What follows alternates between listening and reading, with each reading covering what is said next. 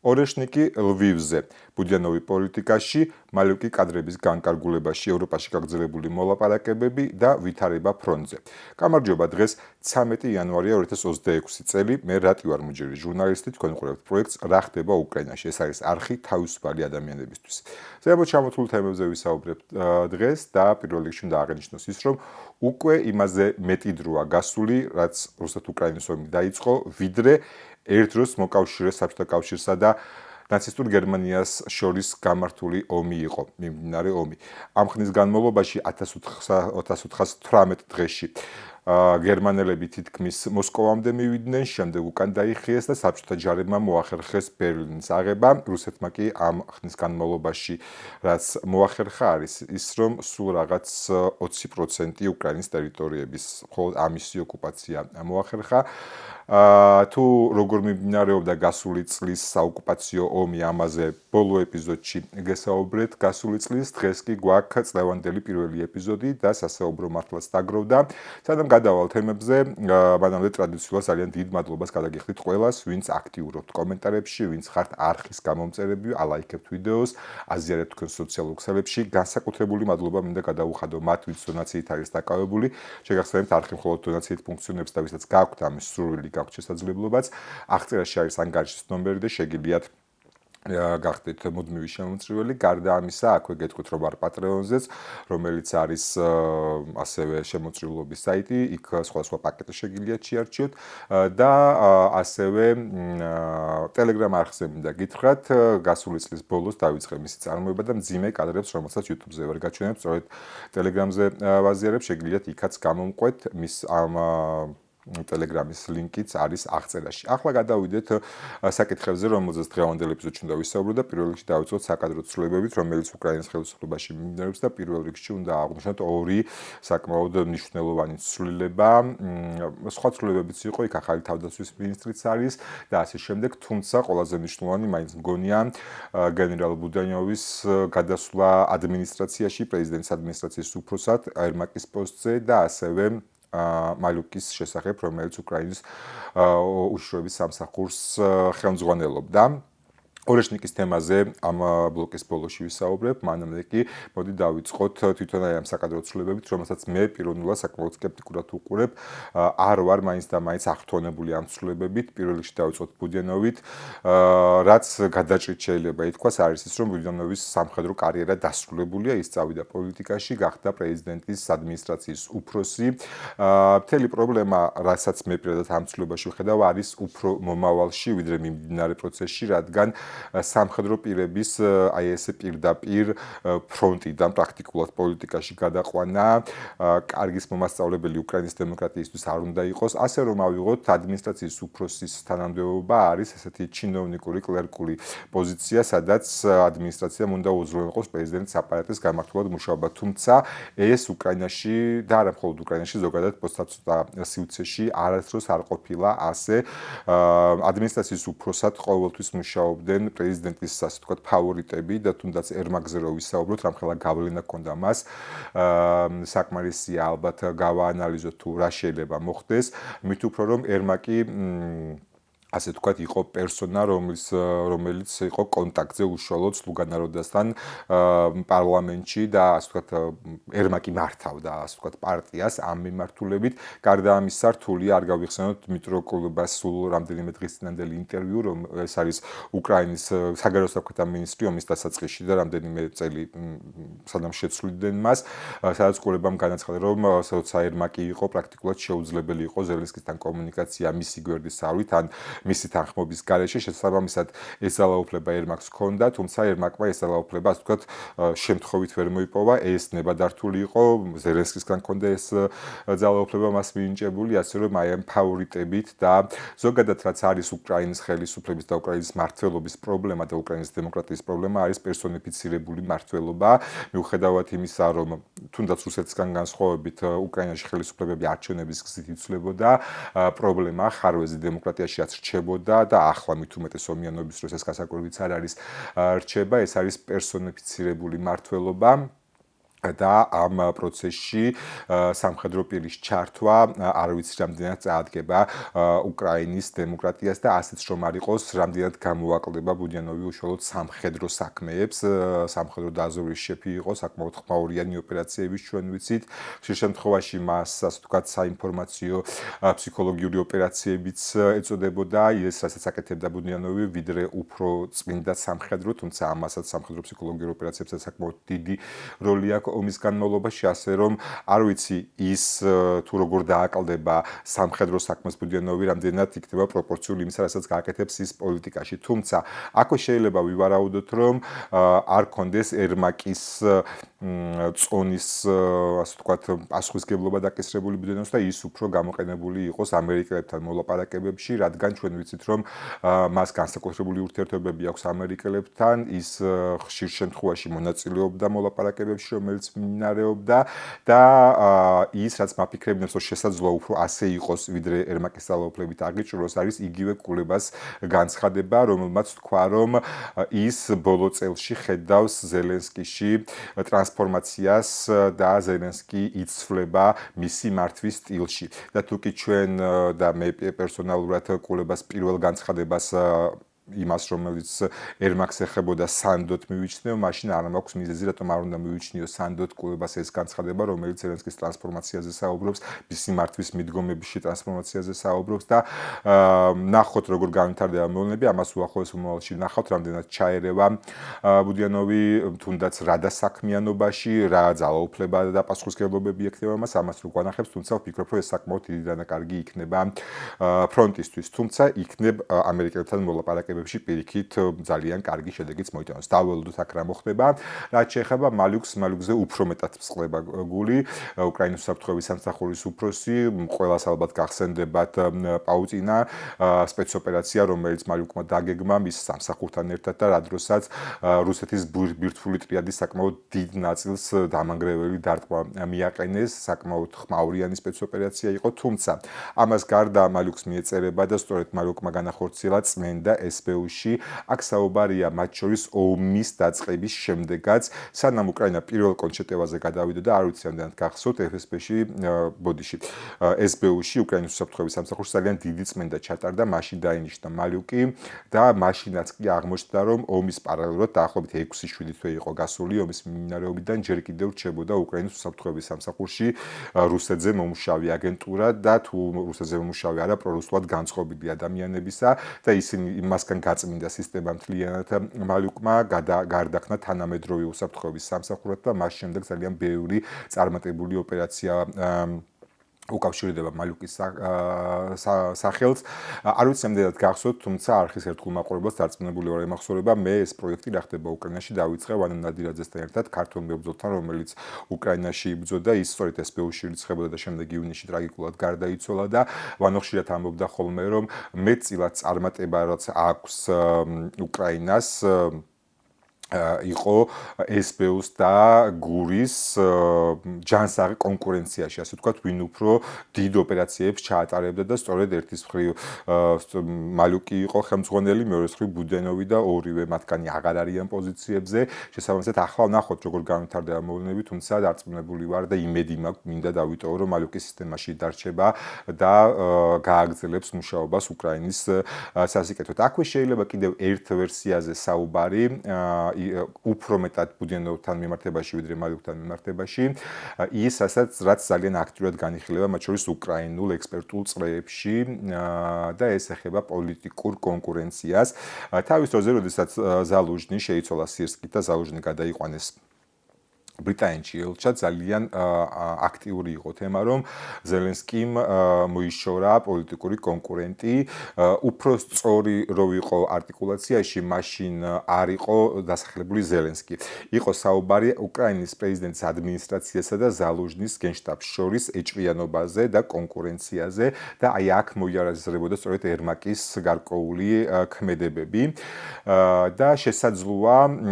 ბუდენოვის პოლიტიკური ველიდან, ასე ვთქვათ, კონკურენციიდან გამოყვანა იყოს, ადმინისტრაციაში გადაყვანა.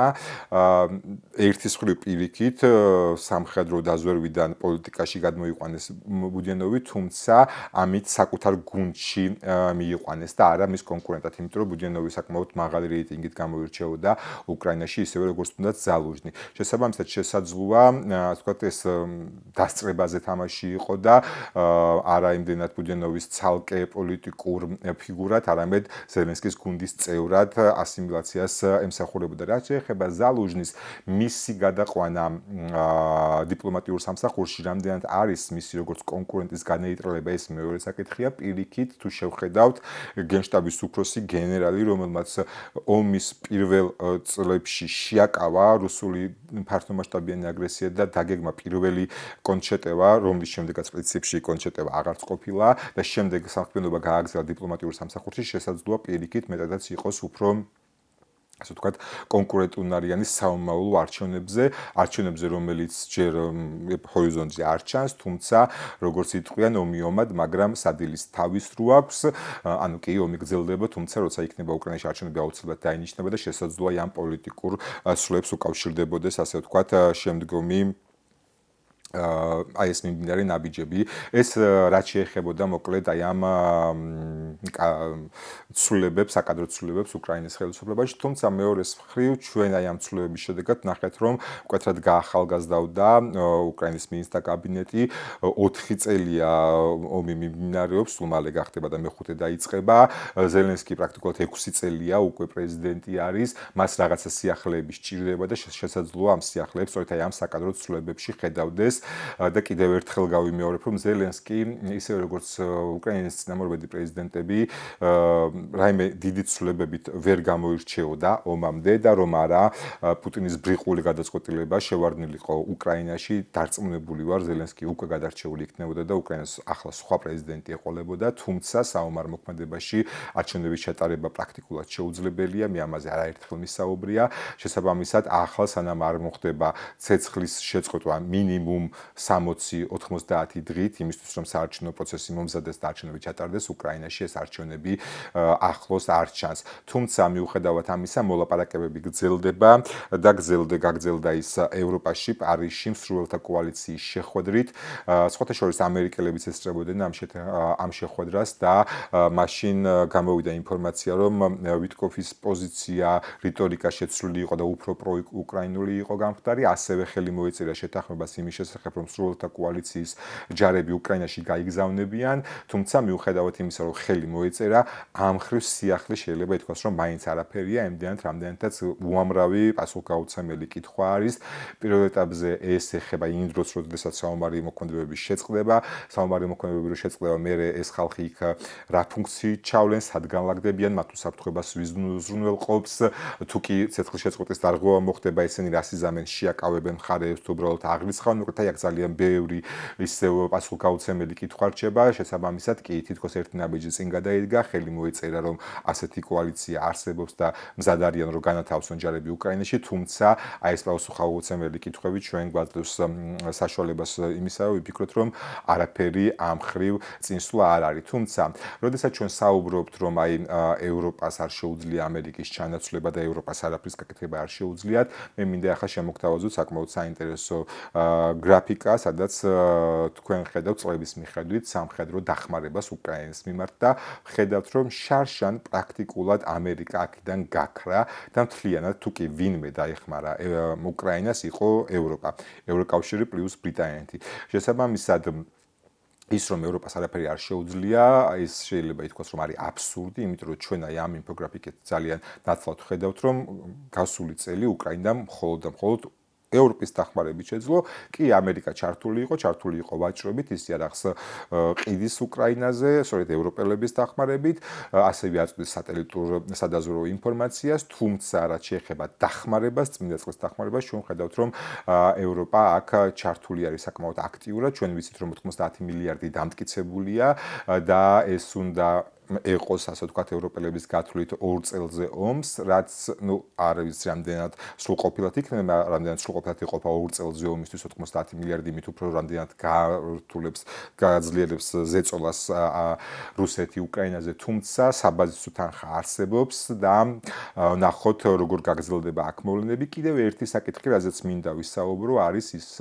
ახალი ბალისტიკური რაკეტები, რომლებიც დამზადებაზეც ბრიტანეთმა გამოაცხადა ტენდერი, რომელიც უნდა შეიქმნას იმისთვის, რომ გადაეცეს უკრაინელებს 500 და მეტი კილომეტრის სიღრმეში დასარტყამად. როგორც წესი, ახლა გამოცხადებულ ტენდერზე ყველაზე ოპტიმისტური ვერსიებით წლის ბოლოსთვის შეიძლება გამოჩნდეს პირველი პროტოტიპები. ანუ არა შეიარაღებაში მიიღოს უკრაინამ და შეძლოს დარტყმა რუსეთზე, არამედ პროტოტიპების დონეზე შეიძლება წლის ბოლოს უკვე პირველი სატესტო ვერსიები გამოჩნდეს. ეს თავისთავად რაზე მიუთითებს? ეს მიუთითებს იმაზე, რომ ევროპა, ანუ ევროკავშირი პლუს ბრიტანეთი მზად არის ხანგრძლივი ომისთვის, მათ შორის ისინი არიან მზად იმისთვის, რომ წელს ეს ომი არ დამთავრდება. შესაბამისად, აქაც უნდა დაველოდოთ, როგორი ტემპით განვითარდება ახალი ბალისტიკური რაკეტის შექმნა და სანამ ორეშნიკზე გადავიდოდე, აქვე მინდა კიდევ ერთი, ასე ვთქვათ, პროვოკაციული ინფორმაციის შესახებ მოგიყვეთ და ჩემი აზრი შემოგთავაზოთ. ეს ეხება დნესტრისპირეთში, მოლდოვაში, მოლდოვას ოკუპირებულ ნაწილზე გავრცელებული ინფორმაციას, რომ უკრაინელებმა და მოლდოველებმა ყველა გამშვები პუნქტი დაკეტეს, რითაც იქ რუსი ჯარისკაცები პრაქტიკულად მოაქციეს ალყაში და მათთვის, ასე ვთქვათ, არანაირი მიწოდების გზები დაიკეტა. ეს ინფორმაცია ერთხელ შემხვდა, ასე ვთქვათ, და მე როდესაც გადამოწმება სხვა რეალური წყარო არ შემხვედრია და ვფიქრობ, რომ ეს უფრო რაღაცა პროვოკაციული ინფორმაცია იყო და ვის დაჭირდა მისი გავრცელება ცოტა მიჭირს, ასე ვთქვათ, ლოგიკური ბმების პოვნა, რადგან მსგავსი ქმედება ახლა არავის ინტერესში არ არის და როდესაც ვამბობ არავის ინტერესში, შეიძლება გაჩნდეს კითხვა, რომ რანაირად მინიმუმ ხო უკრაინის ინტერესშიც არის, თუ კი ეს იქ რაღაცა გამწოვდება მოვლენები. მოდი ახლა ვეცდები გაჩვენოთ, რატომ არ არის არავის ინტერესში ახლა დნესტრისპირეთში მოვლენების გართულება. პირველ რიგში დავიწყოთ მოლდოვათი, იმიტომ რომ ეს მოლდოვას ტერიტორია არის. აქვე ხაზგასმით მინდა აღვნიშნო, რომ მოლდოვას სრული სამართლებრივი უფლება აქვს იქ თუნდაც სპეციალური სამხედრო ოპერაცია ჩააწეროს და ეს ტერიტორიები დაიბრუნოს, ეს მისი ტერიტორია არის. თუმცა რატომ არ აწყობს ახლა მოლდოვას ეს ამბავი? არ აწყობს იმდენად, რამდენადაც მოლდოვა ძალიან აქტიურ ხაზზე არის ევროკავშირთან ინტეგრაციის გზაზე. მისი არმია ძალიან სუსტი არის და იქ სიტუაციის გართულების შემთხვევაში თუ კი რუსეთი დესანტირებას და საბრძოლო მოქმედებების დაწყებას ინდომებს მოლდოვის რესპუბლიკას ძალიან გაუჭირდება რეალური წინააღმდეგობის გაწევა. შესაბამისად, აქ ეს ყველაფერი მოლდოვას არ უნდა აწყობდეს. არ აწყობს, რა თქმა უნდა, რუსეთსაც, რადგან მისთვის რაც არ უნდა უძლეველად მოგვაჩვენოს თავი, არ არიან ნამდვილად უძლეველები და ჩვენ ეს უკრაინაში ვნახეთ და მისთვის ეს მეორე ფრონტი დამატებითი ხათაბალაა, დამატებითი ხარჯებია, დამატებითი ფრონტის გაწევაა, დამატებითი ლოჯისტიკაა. მიუხედავად იმისა, რომ მარტივად ვფიქრობ მოაგვარებენ ამ პრობლემას, მაინც დამატებითი ძალების გადასრულა მოუწევთ. შესაბამისად, არც ასე ვთქვათ, რუსებისთვის არ არის ეს სასურველი სცენარი, რაც შეეხება უკრაინელებს, რატო არ არის უკრაინელები იმიტომ რომ ეს სამხედრო მოქმედებები იმდენ ხანს არ გაგრძელდება და რუსეთის ყურადღებას იმდენ ხანს არ მიეზიდავს, რომ ამითი რაიმე სარგებელი ნახოს უკრაინამ და გარდა ამისა, უკვე თვითონ უკრაინა შეექმნება საფრთხე აი ამ დასავლეთ ფლანგიდან, იგივე ოდესის ოლქს, ძალიან ახლოს არის იქიდან რუკაზე დახედოთ, შესაბამისად ეს არც უკრაინას არ აწყობს წმინდა სამხედრო ტექნიკური თვალსაზრისით, რაც შეეხება ევროპას და დასავლეთს ზოგადად. ამერიკა რო ამაში არ ჩაერევა, მგონი ეჭვი არავის არ ეპარება ტრამპის პოლიტიკიდან გამომდინარე, ხოლო ევროკავშირი თავის მხრივ ახლა მთლიანად მობილიზებული არის ერთის მხრივ უკრაინის დახმარებაზე და მეორეს მხრივ ჩვენ ვიცით, რომ ამერიკასთან ურთიერთობები ძალიან იძაბება, განსაკუთრებით გრენლანდიასთან მიმართებაში, ხო? შესაბამისად, არც ევროკავშირისთვის ეს სასარგებლო არის და საინტერესო არ იქნება. ანუ წმინდა სამხედრო ტექნიკური თვალსაზრისით არავისთვის, ვინც შეიძლება მოიაზრებოდეს აი ამ კონფლიქტში, აი ეს ბლოკადა ახლა სასარგებლო არ იქნებოდა. წმინდა პოლიტიკური და პროპაგანდისტული თვალსაზრისით ეს ძალიან სასარგებლო იქნებოდა რუსეთისთვის და რუსეთის მოკავშირე ქვეყნებისთვის, რომლებიც ატეხავდნენ კრიახს, რომ აი მეორე ფრონტი გახსნა მოლდოვამ ევროპის დავალებით და აი ამ აბსურდ პროპაგანდაში შევიდოდეთ. ვნახოთ, შესაძლოა იქ მართლაც გავითარდეს მოვლენები, შესაძლოა იქ მაინც გადაწყვიტონ მხარეებმა, ამ შემთხვევაში იგულისხმება მოლდოვა და უკრაინა, რომ ასე ვთქვათ, რაღაცა ბლოკადის მაგვარი შეხვდნენ. მე ვფიქრობ, რომ ეს იყო უფრო ერთჯერადი რაღაცა აქტი, რითაც ან რაღაც დაიტესტა, ან შესაძლოა კონკრეტულ ოპერაციას უკავშირდებოდეს. მოკლედ, ნახოთ, დავაკვირდები ამასაც იქ როგორ განვითარდება მონები, თუმცა როგორც გითხარით, ერთჯერადი ინფორმაციის გარდა არაფერი არ ყოფილა და ეხლა უკვე გადავიდეთ ნელ-ნელა ფრონტზე და ორეშნიკზე. მანამდე კი, ასე ვთქვათ, შეგახსენებთ, რომ თუ კი არხი ჯერ არ გაქვთ გამოწერილი, უმოჩვენებელს გთხოვთ ახლა გამოიწეროთ არხი და ლაიქოთ ვიდეო, გააზიაროთ თქვენ სოციალურ ქსელებში. რაც შეეხება ორეშნიკს, დიახ, რუსეთმა ორეშნიკი კიდევ ერთხელ გამოიყენა. ანუ თუ კი ვინმე ფიქრობს, რომ ორეშნიკის გამოყენება რამე სიახლე იყო, რამე განსაკუთრებული ძალა ანახა ვინმეს რუსეთმა, ცდება, ეს მეორე ფაქტი დაფიქსირდა ორეშნიკის გამოყენების პირველად 2024 წელს დნეპროში გამოიყენეს. მაშინ რომ არ დავამალოთ, არ იქონია ორეშნიკის გამოყენება მის ეფექტი რა, ეფექტიც მოსალოდნელი იყო, რაც ჩვენ ვიცით ორეშნიკის შესაძლებლობებზე და ახლაც მოდი გავყვეთ რუსეთის თავდაცვის სამინისტროს განცხადებებს იმისთვის, რომ მე რაღაცა მიკერძოებულობაში ვინმე არ დამადანაშაულოს. აქვე გეტყვით რატო ამბობ ამას, იმიტომ რომ არაფერი განსაკუთრებული ორეშნიკის გამოყენებას არ მოყოლია სამხედრო ტექნიკური და პრინციპში არც პოლიტიკური თვალსაზრისით და მოდი ახლა გავყვეთ რუსეთის თავდაცვის სამინისტროს განცხადებებს და ამოწერილი მაქვს წავიკითხო, რომ რამე არ შემეშალოს. გამოყენების შემდეგ პირველი განცხადება, რომელიც გაავრცელეს რუსებმა, იყო შემდეგი, რომ სამიზნე იყო კრიტიკული ინფრასტრუქტურის ობიექტი და ასევე სამხედრო დანიშნულების ობიექტი, რომელიც ეხმარებოდა ამ კრიტიკულ ინფრასტრუქტურულ ობიექტს მუშაობაში, ჩვენ არ გამოგვიყენებია ბირთვული თავაკები. ეს იყო პირველი განცხადება, რომელიც გაავრცელა რუსეთის თავდაცვის სამინისტრომ. ამას მოყვა Z არხებზე, ანუ რუსულ პროპაგანდისტულ არხებზე განცხადებები და რომ ორეშნიკი გამოიყენეს ლვივში განთავსებულ გაზსაცავის წინ დასაბომბად და პრინციპში ეს პირველი განცხადება და პროპაგანდისტების ეს ინფორმაციები გავრცელებული ერთმანეთს ავსებდა. კრიტიკული ინფრასტრუქტურის ობიექტი ნამდვილად შეიძლება იყოს გაზსაცავი, ასევე მასთან არსებული სამხედრო დანიშნულების ობიექტი, რომელიც ამ გასადეს იცავს, ესეც ლოგიკურად ჩდება ამაში და თითქოს ცხადი იყო, რაც მოხდა, გამოიყენეს ორეშნიკი, არაბირთულ თავაკიანი, რა თქმა უნდა, და დააზიანეს გასაცავი. თუმცა იქიდან გამომდინარე, რომ არც რაიმე მტკიცებულებები გამოჩნდა, არც აფეთქებული გასაცავი აღმოჩნდა, არც არაფერი, ამის შემდეგ შეცვალეს განცხადება და მეორე განცხადება იყო, რომელიც გაავრცელა ასევე რუსეთის თავდაცვის სამინისტრომ, არის ის, რომ სამიზნე იყო ლვივის სამხედრო აეროდრომი, სადაც ხდებოდა ავიაციის შეკეთება და არ გამოვიყენეთ არათუ ბირთვულ თავაკიანი, არამედ საბრძოლო მუხტებიც კი არ გამოვიყენეთ და უბრალოდ ეგრეთ წოდებული ბალვანკები იყო. ანუ იქიდან გამომდინარე, რომ რაც მოხდა, მაგრამ რაღაცა განსაკუთრებული ეფექტი ვერ მოიტანა ამან, განცხადება შეცვალეს და თქვეს, რომ გასაცავს კი არ ვესხმოდითო თავსო, არამედ ლვოვში არსებულ აეროდრომსო, სადაც ხდებოდა პრინციპში იმ აეროდრომზე, რომელზეც არის საუბარი, ხდება F-16-ების მოდერნიზება, რემონტი, ასევე გარკვეული პილოტური საფრენი აპარატების უკრაინულის შესაბამისად, ესეც საკმაოდ მნიშვნელოვანი სამიზნე იყო და აი ამას ასე ვთქვათ, ვესწროებთ, ოღონდ საბრძოლო მუხტები არც გვისვრიაო, ანუ რო ავიღოთ უბრალოდ რაღაცა მძიმე რკინები ედოთ ამფეთქების ნაცვლად და თუ კი ეს ასე იყო, კინეტიკური ძალა, ანუ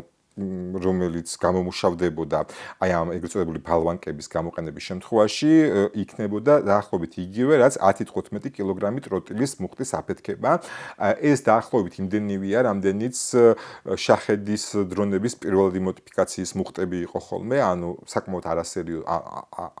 არასერიოზული შეიძლება უწოდოთ, იმიტომ რომ დამანგრეველი ეფექტი მას ვერ ექნებოდა. შესაბამისად, აი ეს ორი ურთიერთგამომრიცხაველი განცხადება, თუმცა აქვე უნდა ვთქვათ ისიც, რომ ამდენი დღე გავიდა და ჩვენ რაიმე სატელიტური ფოტოები ან მტკიცებულებები, რომ ლვივის აეროდრომი სერიოზულად დაზიანდა, არ გვინახავს. ჩემი ვარაუდი ასეთი არის, ლოგიკიდან გამომდინარე, რომ მართლაც გამოიყენეს ეს ბალვანკებიანი ორეშნიკი, გამოიყენეს ლვივის აეროდრომის წინააღმდეგ, თუმცა ვერაფერი სერიოზული ზიანი ვერ მიიტანეს მასზე. უკრაინელები ამას არ ავრცელებენ იქიდან გამომდინარე, რომ არ მიცენ საშუალება, რომ აი თქვა საჯარო სივრცეში გამოჩნდეს რეალური დაზიანებები რა არის და თავად რუსები კი სატელიტურ ფოტოებს არ ავრცელებენ იქიდან გამომდინარე, რომ არანაირი სერიოზული ზიანი არ არის. მაშინ რა აზრი ქონდა ამ ორეშნიკის გამოყენებას, ხომ? ეს პირველ რიგში იყო მისი არა სამხედრო, არამედ პოლიტიკური გამოყენება.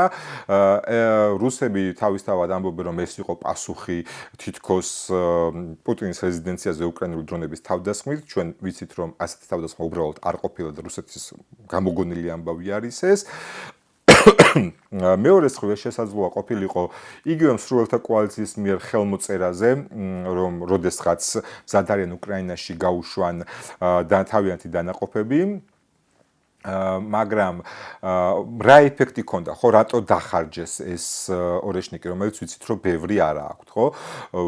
ჩემთვის მართლა გითხრათ გაუგებარია. კი, კიდევ ერთხელ ვნახოთ, რომ ძალიან სწრაფია და ახლობით 15 წუთი დაჭირდა საკმაოდ დიდი მანძილის დაფარვას. კი, ვიზუალურად რო უყურებ, საკმაოდ დიდი ეფექტური და დამანგრეველი და შემაშინებელია რო უყურებ, თუმცა ამის შემდეგ რა შედეგსაც ვიღებთ, ნამდვილად არ არის ის, რა მოლოდინიც გვაქვს ხოლმე. შესაბამისად, არ ვიცი, ვნახოთ, შესაძლოა თუ კი რაღაცა ამფეთქი თავაკები ექნება, სულ სხვა დამანგრეველი ეფექტი ექნება, ну, ბირთვულზე აღარ ვლაპარაკობ, რა თქმა უნდა. ყოველ შემთხვევაში აი ეს ფაქტი დაფიქსირდა, ასე რომ ჩვენ უკვე მეორეჯერ დავრწმუნდით, რომ ორეშნიკი აქვთ რუსებს, შეუძლიათ გამოყენება, თუმცა, რავი, ნახოთ მოკლედ, როდესაც თუ კი გადაწყვეტენ რომ რაღაც საბრძოლო მუხტიანი გამოიყენონ, მე ვნახოთ, მე ვილაპარაკოთ, არის თუ არა ისეთი მრისხანე, როგორათაც წარმოგვიჩენდნენ ჯერ ისეთი სერიოზული არაფერი და აქვე ჩემი არხის სხვა ეპიზოდებში რამდენიმე მომხმარებელმა დამიწერა, რომ აიო პეტრიოტებმაოც კი ვერ ჩამოაგდესო ორეშნიკიო და რატო ამაზე არ ვლაპარაკობ? კი ბატონო, ამაზეც ვილაპარაკოთ. მოდი დავწყოთ იქიდან, რომ პეტრიოტი ნამდვილად არ არის სისტემა, რომელსაც 100% შეუძლია ყველაფრის ჩამოგდება. ეს აქვე რომ ყველაფერი ნათელი იყოს და არ ვთვლი რომ რაღაცა პეტრიოტი ან რომელიმე ჰაერსაწინააღმდეგო სისტემა არის ისეთი, რომელსაც შეუძლია 100%-ით იმუშაოს. მაგრამ მეორე ამბავი არის ის, რომ უკრაინას რეალურად პეტრიოტების დეფიციტი აქვს და პეტრიოტებს იყენებს კიევის და უფრო აღმოსავლეთ ფრონტის მნიშვნელოვანი ინფრასტრუქტურის დასაცავად. ლვივში პეტრიოტები არ არის განლაგებული. შესაბამისად, ის რატომაც ახლა ორეშნიკის წინააღმდეგ პეტრიოტები არ გამოიყენეს, მისი მიზეზი ეს არის. თუმცა, აქვე არ ვამტკიცებ, რომ ყოფილიყო ჩამოაგდებდა. მეორე მხრივ, ჩვენ ნახეთ პირველად ხარკივში ჩამოგდებული ბალისტიკური რაკეტა, ზოგადად ბალისტიკური რაკეტების ჩამოგდება, რომ უკრაინელებს უჭირთ.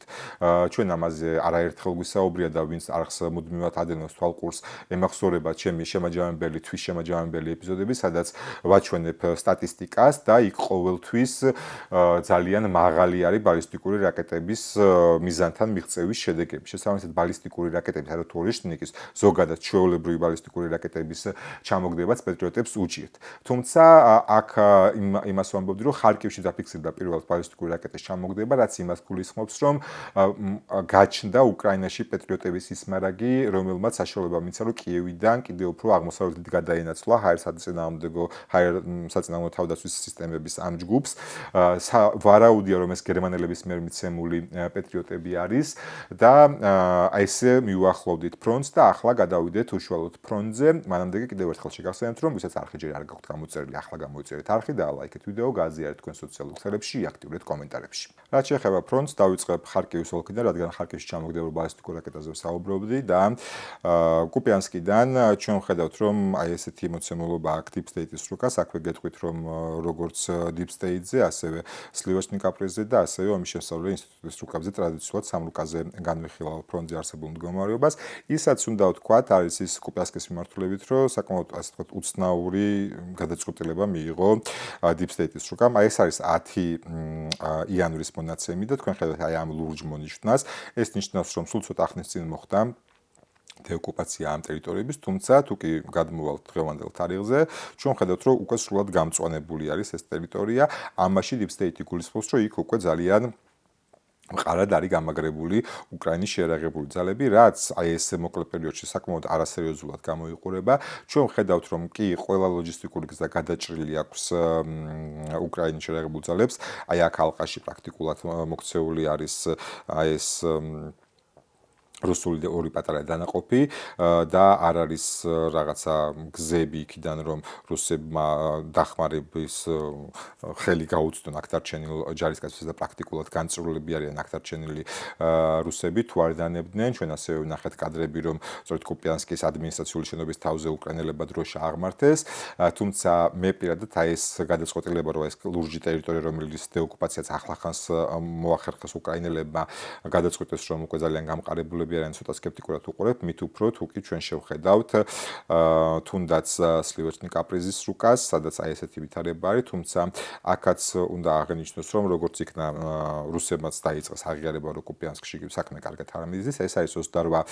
თებერვლის მონაცემები, თქვენ ხედავთ როგორი არის მონიშნა და აქაც თუ კი გადმოვალთ დღევანდელ თარიღზე, ჩვენ ხედავთ რომ თვითონ რუსებიც აღიარებენ რომ კუპიანსკში სერიოზული უკუსლა აქვს და ასე ვთქვათ სლივერტნი კაპრიზის მონაცემებით ქალაქის ჩრდილოეთში ჯერ კიდევ დარჩენილები არიან აი ეს პატარა მონიშნები რაც გულისხმობს თავის თავში რუსების არსებობას ამას აი ამ ჩარჩენილ ჯარისკაცებს სლივერტნი კაპრიზი არ აღიარებს დაახლოებით მათი მონიშნით აი დაახლოებით ესე აქვთ ოკუპირებული თუმცა განსხვავებული ვითარება არის ომის შესწავლელი ინსტიტუტის რუკაზე აქ ჩვენ ხედავთ რომ აბსოლუტურად ჩრდილოეთით არიან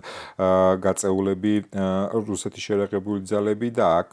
ასე ვთქვათ საბრძოლო მოქმედებების არეალი პრაქტიკულად ქალაქიდან გასული არის. თუმცა მინდა ყურადღება გავამახვილო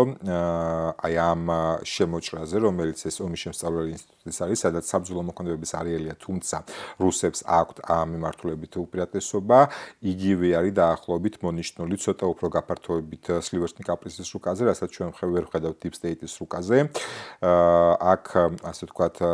დაახლოებით რომ წარმოვიდგინოთ იმ ორი რუკიდან დაახლოებით აი ამ მიმართულებით არის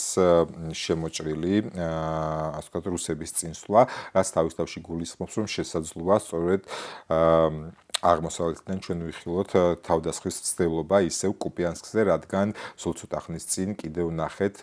პუტინის განცხადება, კი არა და ერთ-ერთი გენერალი პუტინს ეუბნებოდა, რომ თებერვლის ბოლომდე კუპიანსკში ყველა უკრაინული დანაყოფი განადგურდება და აბსოლუტურად აღდგება კონტროლი კუპიანსკზე. ჩვენ გვემახსოვრდება, რომ კუპიანსკზე კონტროლი აღდგება კი არა, სადღაც ოქტომბრის შუა რიცხვებში აღებული ჰქონდათ კუპიანსკი რუსებს მათი პროპაგანდის მიხედვით, თუმცა საბოლოო ჯამში რაც შერჩათ ეგეც ვნახეთ, თუმცა კიდევ ერთხელ აი ამ საბრძოლო მოქმედებიდან გამომდინარე არ არის გამორიცხული რომ გააგზავნონ კუპიანსკზე ზეწოლა, მიუხედავად იმისა, რომ კუპიანსკს წმინდა სამხედრო თვალსაზრისით განსაკუთრებული მნიშვნელობა ამ ეტაპზე არ აქვს, წმინდა სამხედრო თვალსაზრისით განსაკუთრებული მნიშვნელობა ამ ეტაპზე აქვს ლიმანს, რომელიც შედარებით სამხრეთით არის, აი ეს არის ქალაქი ლიმანი. და აქ ჩვენ ვხედავთ ასე ვთქვათ რუსების წინსვლას იგივე იამპალის მხრიდან და ლიმანის ასე ვთქვათ დაკავება მნიშვნელოვანი არის სლავიანსკი კრამატორსკი აი ამ აგლომერაციაზე ჩრდილოეთიდან ზეწოლის გასაზრდელად. ახლა უახლოეს პერიოდში რუსების ასე ვთქვათ მიზანი იქნება აი ამ ტერიტორიაზე გამყარება და შემდეგ უკვე აქიდან ზეწოლის გაზდა სლავიანსკი კრამატორსკის აგლომერაციაზე, მით უფრო რომ ჩვენ ნახეთ რომ გასული წლის შემოდგომა დეკემბერში სივერსკიდან და აი ამ მიმართულებიდან, ანუ სლავიანსკისთვის აღმოსავლეთიდან საკმაოდ გაიზარდა ზეწოლა და აქ გარკვეული წინსვლა იყო. გემახსოვრებათ რომ აქ ასე ვთქვათ დონეცკის თავდაცვის ზღუდე თავარი გადის სწორედ სლავიანსკი კრამატორსკი დრუშკოვკა კონსტანტინოვკაზე იყო მოლოდინი რომ ერთიანი ფლანგით იქნებოდა ამაზე შეტევა, თუმცა შემდეგ საბრძოლო მოქმედებებმა გვაჩვენა რომ რუსეთმა სწორედ ორ ნაწილად დაყო ეს მიმართულება, ერთი იქნება დრუშკოვკა კონსტანტინოვკა, მეორე იქნება სლავიანსკი კრამატორსკი, ალბათ აი ამ ასე განვითარდება შეტევები და სწორედ სლავიანსკი კრამატორსკიზე ზეწოლისთვის აი აქ ლიმანის აღება გაცილებით მნიშვნელოვანი იქნება, თუნდაც ვიდრე იგივე კუპიანსკის. ახლა რომ ნახოთ იგივე მიმართულებაზე რა ვითარება არის სლივერტნი კაპრიზის მიმართულებაზე, ჩვენ ხედავთ რომ აი აქ ქალაქ ლიმანთან დაახლოებით იგივე მონიშნა აქვს, რაც დიპ სტეიტს ჰქონდა, თუმცა შედარებით ჩრდილოეთით აქვს წინსვლა დაფიქსირებული სლივერტნი კაპრის რუსების, დაახლოებით იგივე მოცემულობა არის ომის შესწავლელ ინსტიტუტზე. ეს არის ლიმანი, სადაც საბრძოლო მოქმედებების არეალში არის, ქალაქის მისადგომებამდე ოკუპირებული აქვს, თუმცა აქვთ გარკვეული წინსვლა რუსებს, საიდანაც შემდეგ უკვე ეცდებიან ჩრდილოეთიდან შეტევის განხორციელებას, ასე ვთქვათ, დაახლოებით ის, რაც Deep State-ის რუკაზე აქ საბრძოლო მოქმედებების არეალად არის მონიშნული, Slivochny Kapriz's აქვს მონიშნული როგორც ოკუპირებული დაახლოებით ესეთი ტერიტორია, ხოლო ომის შესწავლელი ინსტიტუტს დაახლოებით ესე აქვს მონიშნული აქ რუსების წინსვლა, ასე რომ ეცდებიან ლიმანს ჩრდილოეთიდან მოუარონ და ასე აიღონ იმისთვის, რომ სლავიანსკზე გააგრძელონ ზეწოლა. შემდეგი ეპიზოდი და შემდეგი მონაკვეთი, რომელზეც მინდა გადავიდე, უკვე არის სწორედ აი ამ მიმართულების შედარებით აი ამ აგლომერაციის სლავიანსკი, კრამატორსკი, დრუშკოვკა, კონსტანტინოვკა სამხრეთი ნაწილი, ანუ დრუშკოვკა, კონსტანტინოვკა, აქ უნდა აღინიშნოს, რომ შარშანდელი შემოდგომის შემდეგ პრაქტიკულად არაფერი შეცვლა, შარშან შემოდგომაზე მე უკვე გიყვებოდეთ იმის შესახებ, რომ კონსტანტინოვკას მიმართულებაზე აი აქ სადაც არის სააგარაკე ადგილები გამოჩნდნენ რუსები და ამის შემდეგ განსაკუთრებული წინსვლა არ ყოფილა. ჩვენ გვაქვს, ასე ვთქვათ, ცნობები, მათ შორის Deep State-იც ამას აღნიშნავს, რომ ქალაქის მისადგომებთან უკვე მისულები არიან, ანუ აი ეს სააგარაკე პარტები დაახლოებით აქ არის, სადაც იყვნენ შემოდგომაზე და ახლა უკვე აი ქალაქის მისადგომებთან შესულები არიან და აქ მიმდინარეობს საბრძოლო მოქმედებები. ამ მიმართულებაზე პრაქტიკულად ანალოგიურ სიტუაციას გვაჩვენებს Slivochny Kapriz'i, აი ეს არის სააგარაკე პარტები, ეს არის ქალაქის შესასვლელი, სადაც მიმდინარეობს საბრძოლო მოქმედებები და რაც შეეხება ომის შემსწავლელ ინსტიტუტს, აქ გაცილებით კრიტიკულია სიტუაცია, კრიტიკულად არის სიტუაცია აღწერილი ვიდრე უკრაინელებისთვის, ვიდრე თუნდაც რუსულ Slivochny Kapriz'i. აქ ჩვენ ხედავთ, რომ კი აი აქ ქალაქის შესასვლელში შესრულები არიან რუსები, თუმცა საბრძოლო მოქმედებების არეალი გაცილებით ფართო მონაკვეთზე არის, როგორც ომის შემსწავლელი ინსტიტუტი აღნიშნავს და კიდევ ერთხელ, რომ ასე ვთქვათ, ხაზი გაუსვათ ამ ამბავს, ეს იქნება წლევანდელი მთელი კამპანია იქნება სწორედ აი ამ ფრონტის გარღვევა სლავიანსკი,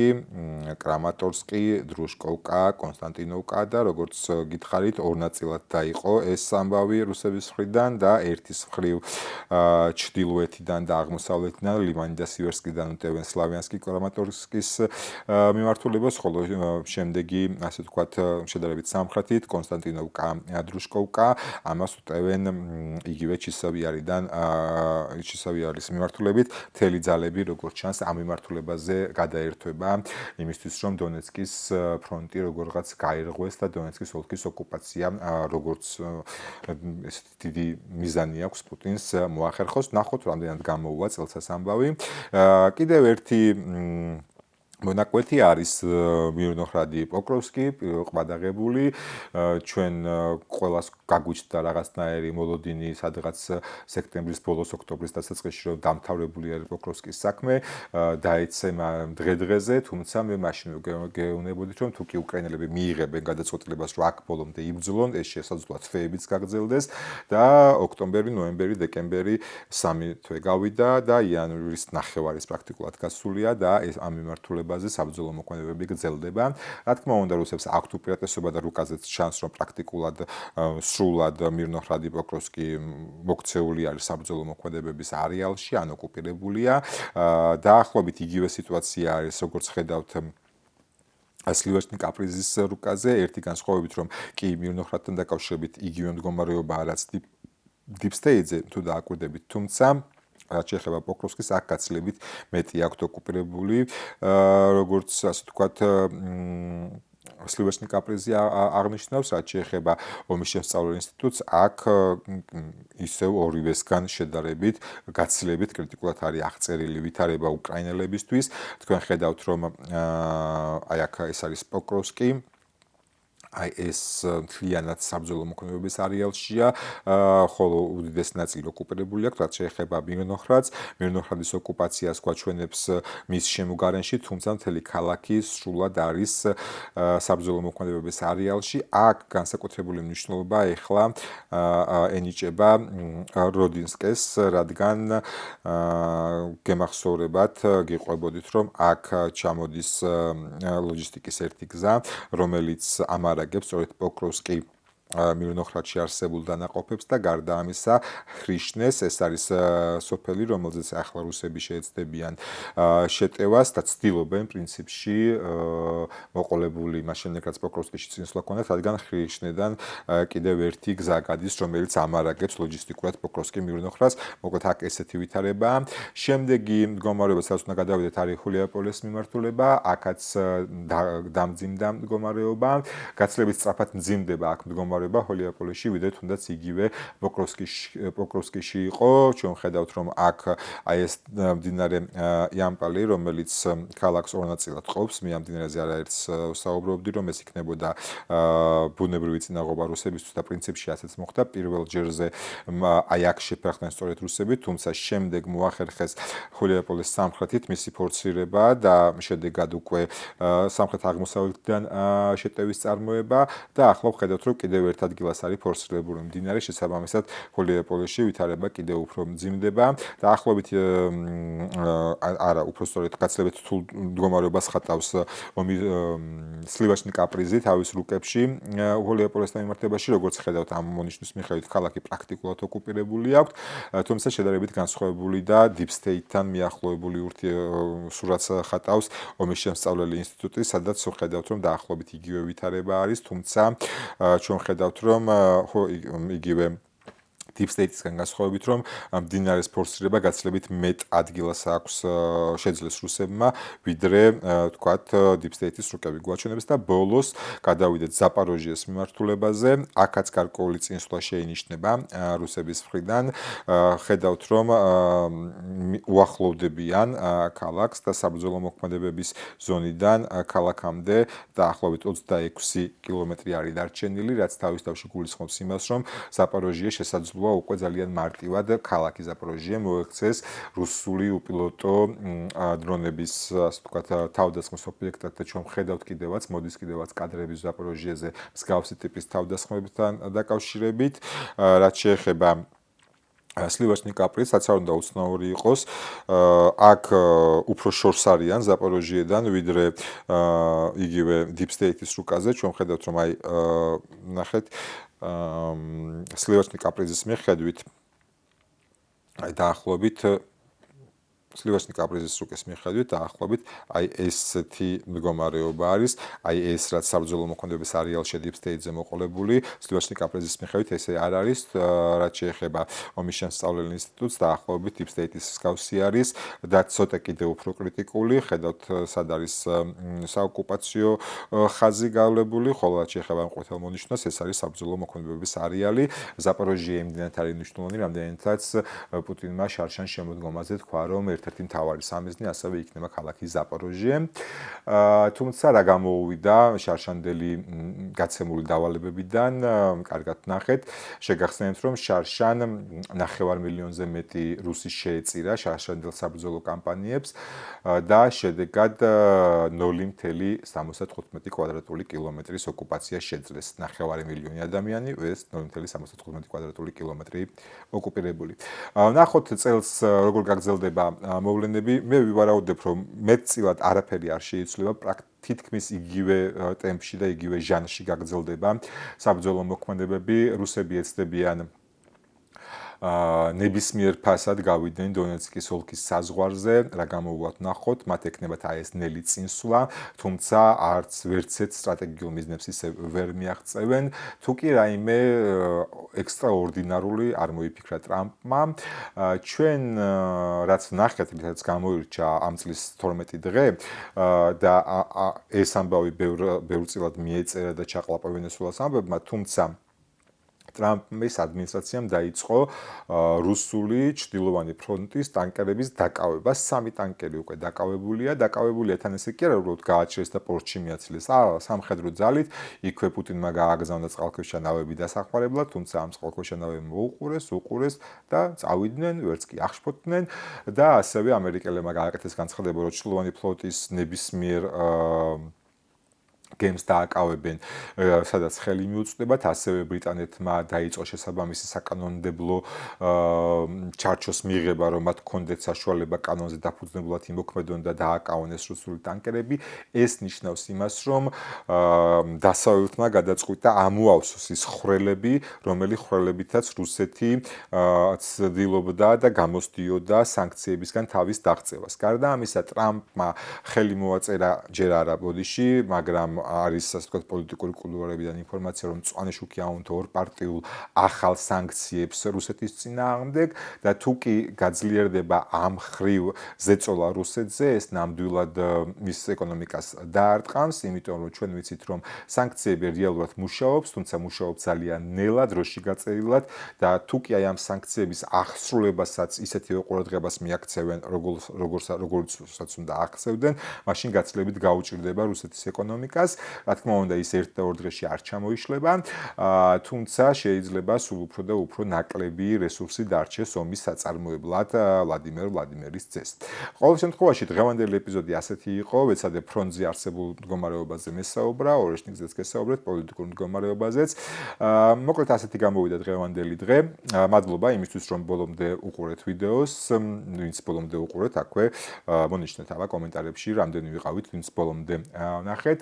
ვისაც არხი არ გაქვთ გამოწერილი, ძალიან გთხოვთ ახლა გამოიწერეთ არხი და ლაიქოთ ვიდეო, გააზიაროთ თქვენ სოციალურ ქსელებში. განსაკუთრებული მადლობა ყველას, ვინც დონაციით არის დაკავებული, არხი ფუნქციონირებს სრულად დონაციით და დონაციის სრულებს გეტყვით, რომ აღწერაში ანგარიშის ნომერია, ასევე ვარ პატრეონზე, შეგიძლიათ იქაც გამომყვეთ და რაც თავარია, ტელეგრამ არხი ახალი წამოწყება, სადაც მძიმე ვიდეოებს, რომელიც ფრონტიდან ვრცელდება, დღეიდან განვაახლებ და ვეცდები, რომ თითქმის ყოველდღურად დღე არ ჩავაგდო, თუმცა ხანდახან შესაძლოა ისე მოხდეს, რომ ყოველდღე ვერ მოახერხო, მოკლედ ვეცდები, რომ თითქმის ყოველდღე განვაახლო იქ ვიდეოები, მძიმე კადრები, რომელიც ფრონტიდან მოდის. დღეისთვის სულ ეს იყო, მადლობა დროებით ნახვამდის.